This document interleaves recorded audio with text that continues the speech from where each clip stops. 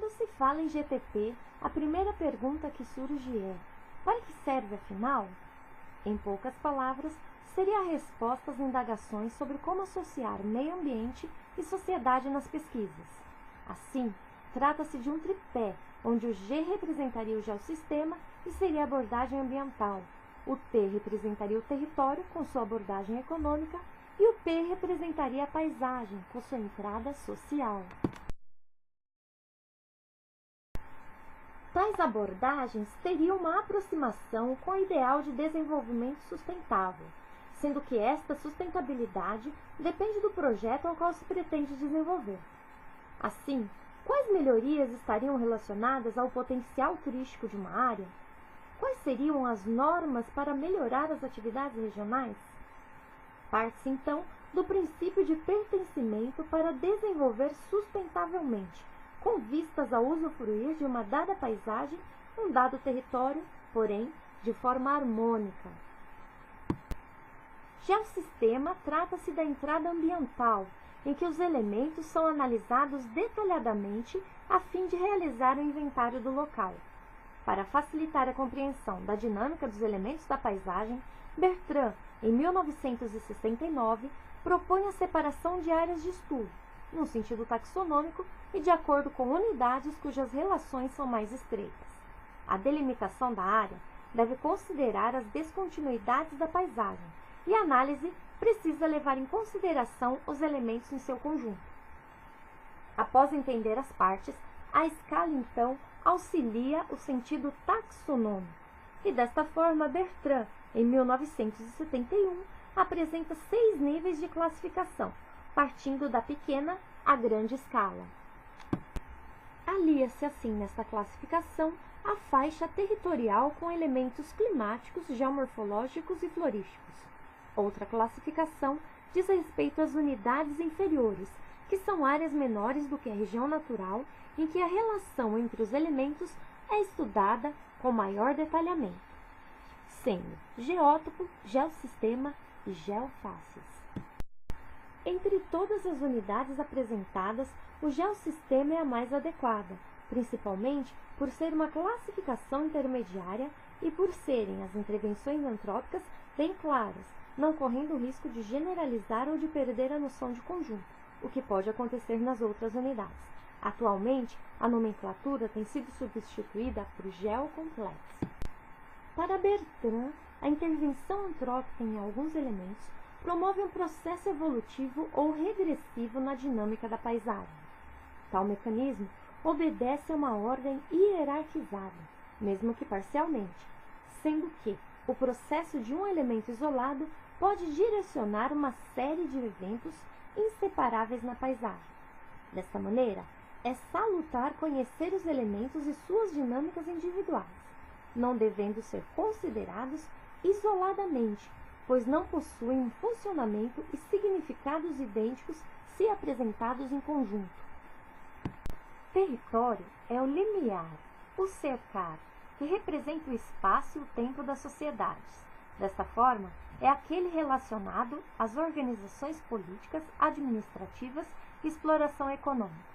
O território pode ser entendido como espaço geográfico produzido e vivido pelas sucessivas sociedades, tendo um caráter histórico, arqueológico do meio ambiente. Nos anos 1940 e 1980, as contribuições para os estudos sobre território vêm de todas as áreas, iniciando-se um trabalho interdisciplinar. Mesmo assim, ainda era preciso sensibilizar geógrafos e ecólogos sobre a territorialização do meio ambiente, tendo em vista que o meio natural, em sentido estrito de território sem perturbação, é quase inexistente. Bertrand, 2007, chama a atenção para este fato. Assim, o geossistema só pode ser percebido e embebido de sentido se possuir relações com as forças produtivas e atrelado às sociedades. Parafraseando Passos, seria o mesmo que produzir um número de cenários ecológicos equivalentes a cada número de sistemas produtivos e um número de subcenários para cada categoria social. Desta forma, tem-se algo efêmero, o território, é um recurso no tempo curto e instável do mercado, podendo ter, inclusive, vários usos. Para tanto, deve-se ordenar o território, realizando a multiterritorialização. Este ordenamento deve levar em conta que toda atividade econômica gera impactos, sejam eles positivos ou negativos, tanto pontualmente quanto em seu entorno. Deve-se ter atenção especial aos efeitos gerados pelos processos de crescimento econômico sobre o meio ambiente, gerando também uma série de políticas locais e regionais, sejam elas de proteção, prevenção, correção ou promoção. Paisagem é a entrada cultural e social. A palavra paisagem vem do latim pagus e significa país, com o sentido de território, lugar. O termo permeou por várias ciências antes de ser incorporado aos estudos geográficos. Para estas ciências, a paisagem é o ponto visível. Já, para os pesquisadores, o interesse está em buscar as relações, por vezes oculta, para obter-se a síntese e a interação entre o conjunto dos elementos. Alexander von Humboldt foi um dos precursores nos estudos, utilizando-se das pesquisas sobre vegetação para caracterizar um aspecto espacial, permitindo entender as leis que regem a fisionomia do conjunto da natureza por métodos explicativos e comparativos. Assim, tem-se que o pensamento alemão do século XIX contribuiu muito para a concepção atual de paisagem. O conceito de paisagem foi se ampliando ao longo dos séculos XIX e XX, sendo os problemas mais ressaltados referentes à heterogeneidade e homogeneidade, principalmente com relação à escala, complexidade e globalidade das formas da superfície terrestre, fato que conduz a reflexões mais aprofundadas sobre a estrutura e a organização da superfície em seu conjunto. Desta maneira, nesses 2 séculos, se estabelecem a maior parte das bases teóricas para a paisagem. A partir dos estudos de Siegfried Passarge, a análise das relações entre os elementos passa a ser considerada. Um primeiro apontamento foi a vinculação entre as formas do terreno, os elementos climáticos e a vegetação, percebendo que se o clima mostra-se como um elemento destruidor, a vegetação pode ser conservador reconstrutor. Assim, as unidades mostram-se integradas, mantendo relação entre si. Os estudos alemães aprofundam-se mais e, em seguida, na perspectiva de Karl Troll, desenvolve-se a ciência da paisagem e relaciona à ecologia. Deve-se levar em conta que, além dos estudos alemães, os estudos da então União Soviética foram fundamentais para compor o quadro epistemológico dos estudos da paisagem. A ciência da paisagem não pode mais conceber a ruptura entre geografia física e humana, uma vez que o homem passa a ser considerado como um agente natural da paisagem e um agente social, principalmente quando visto no coletivo, o que faz com que, nos anos 1970, todos os desastres naturais fossem associados à ação antrópica, numa conotação negativa e generalizada a todas as mudanças ambientais. A questão refere-se a combater os exageros e não a retirar as reflexões críticas e necessárias da ciência geográfica, por exemplo. Assim, na década de 1970, surge a ecologia da paisagem. Neste sentido, a contribuição maior da ecologia da paisagem está em ressaltar a importância da heterogeneidade, ou seja, identificar os elementos que formam o mosaico do território estudado e também sua organização espacial. No século XX, um conceito de paisagem volta a motivar trabalhos com uma visão mais científica e, normalmente, relacionada com a linha tradicional da escola francesa, tendo como principal inspirador Vidal de Lablache. Apesar dos impasses, o estudo das paisagens tem conseguido avanços, principalmente com o empenho de Georges Berthoud.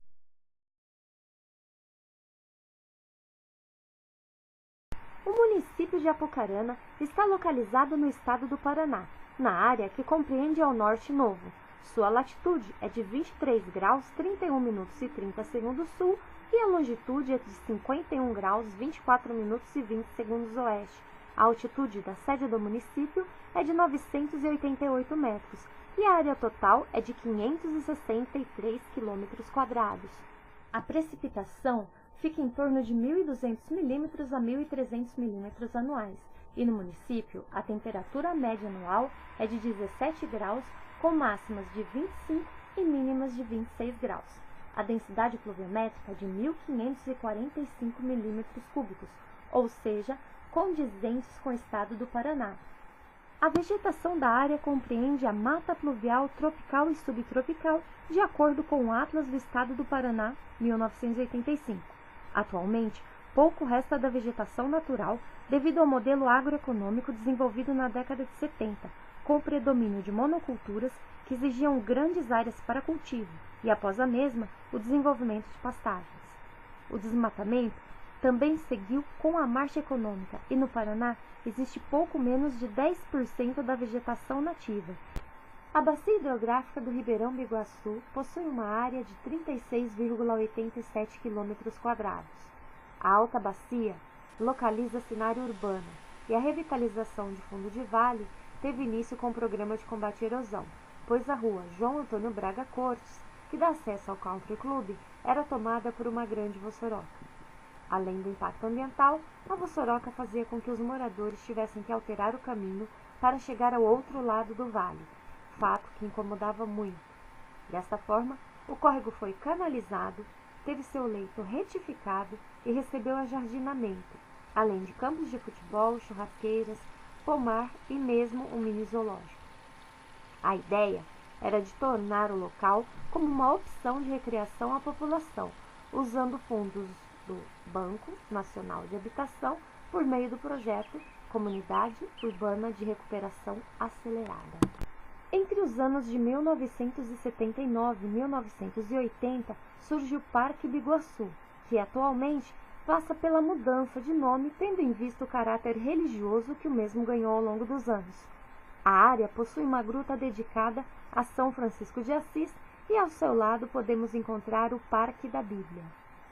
O fato de ser um local popular faz com que o mesmo seja agregado ao Circuito da Fé, projeto Caminho das Águas que a Secretaria de Turismo da Prefeitura incentiva.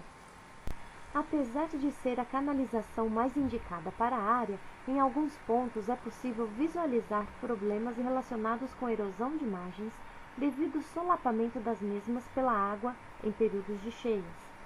Outra associação ao processo erosivo está a presença de animais que pastam próximos ao ribeirão, usufruindo assim da água do córrego. As habitações rurais mais próximas à cidade ainda localizam-se vizinhas ao curso d'água. Já não mais utilizam as águas para o consumo, pois possuem água, eletricidade e mesmo esgoto. Porém, ainda possuem a noção de pertencimento. Os cômodos são feitos em madeira e somente cozinha e banheiro são feitos em alvenaria. Na região mais afastada da cidade, correspondente ao médio e baixo curso do Ribeirão Biguaçu, podemos visualizar casas mais espaçadas, além de que a produção de café continua sendo visível. Falar de território implica realizar um resgate histórico, a fim de entender o hoje pelos caminhos trilhados no decorrer do passado.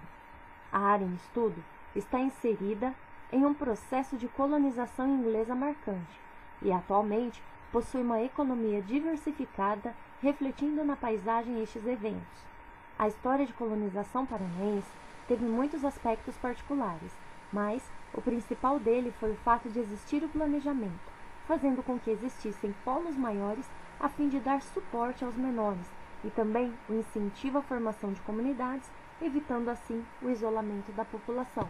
Apucarana foi projetada em 1934 pela Companhia de Terras Norte do Paraná, que colonizou essa região para ser apenas um dos polos intermediários da produção agrícola, destinados a abastecer núcleos maiores, como Londrina e Maringá, distantes 100 quilômetros aproximadamente um do outro, que recebiam toda a assistência e benefícios da empresa. A mudança neste cenário ocorreu com a utilização da mecanização e modernização da agricultura, já na década de 1970, e com o início do ciclo agropecuário, impulsionando a substituição de um quadro rural e agrícola para o urbano e industrial. Desde 1974, o município de Apucarana possui uma relação estreita com a produção de bonés. Inicialmente, tratava-se de uma produção artesanal de bandanas e tiaras comercializadas em feiras agrícolas locais e praias paranaenses. A partir de 1980, as primeiras indústrias do setor surgiram, instalando-se assim definitivamente no município. Percebe-se que a indústria do boné tem grande importância para a economia do município e região. Trata-se também de um atrativo turístico para a área. Além deste atrativo, o município conta com uma série de outros pontos que podem ser utilizadas e exploradas para o turismo.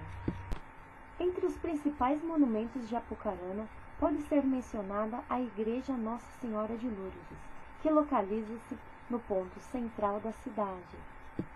Esta é a única catedral do Brasil a ter uma imagem de uma santa no topo da torre principal, sendo construída em 1939 na Praça Rui Barbosa. Outro ponto da cidade que merece destaque é o Parque Ecológico Santo Expedito. Este foi o primeiro parque ambiental temático religioso da cidade e é fruto de uma ação entre a Prefeitura Municipal de Apucarana, que recuperou as áreas degradadas pelo acúmulo de lixo, entulho e erosão, e a Secretaria Municipal de Turismo. Hoje, o espaço oferece praça, parque infantil, anfiteatro, além de arquibancada ao ar livre e capela ecumênica. Em época de florada de cerejeira, Apucarana ganha um toque especial, com destaque para o Parque Jabuti e também a Assea. Uma praça de destaque é a Paulina Zala, conhecida também como Quarteirão dos Sentidos.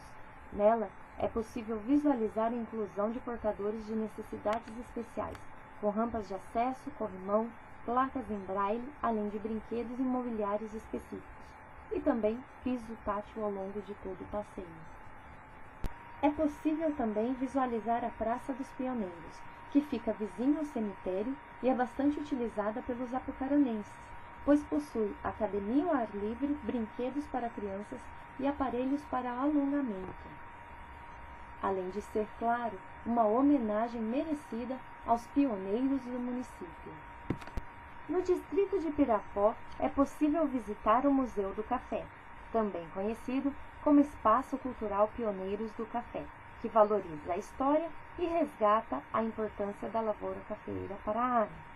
A ideia é de valorizar a história do café na região, e para a construção, o imóvel recebeu verbas do Patrimônio Histórico e Artístico Nacional. Assim, o município de Apucarana visa preservar os bons momentos do Ouro Verde sem perder de vista as possibilidades atuais, como é o caso do turismo religioso e rural. O território é definido e, ao mesmo tempo, define novas formas de organização. De acordo com Bertrand, a paisagem é parte de um todo, este todo sendo o território em amplo sentido. Assim concebida, a paisagem não é apenas a aparência das coisas, cenário ou vitrine. É também um espelho em que as sociedades erguem para si mesmas e assim as reflete. E sobre a paisagem é o território, sua organização espacial e seu funcionamento. O complexo território-paisagem é de alguma forma o meio ambiente no olhar dos homens, um meio ambiente com aparência humana. Apesar do modelo GTP ser compatível com a delimitação de áreas de estudos pelas bacias hidrográficas e apesar de ser mais utilizado em realidades rurais, é inegável que o mesmo possa ser também utilizado em realidades urbanas. Nota-se a herança da ação antrópica em toda a bacia, configurando paisagens diferenciadas e alteradas no decorrer da evolução histórica da área. A paisagem é muito mais do que os olhos veem. É embebida de subjetividade, de sentimento de pertencimento. É como ressalta Bertrand, a paisagem nasce toda vez que um olhar cruza um território.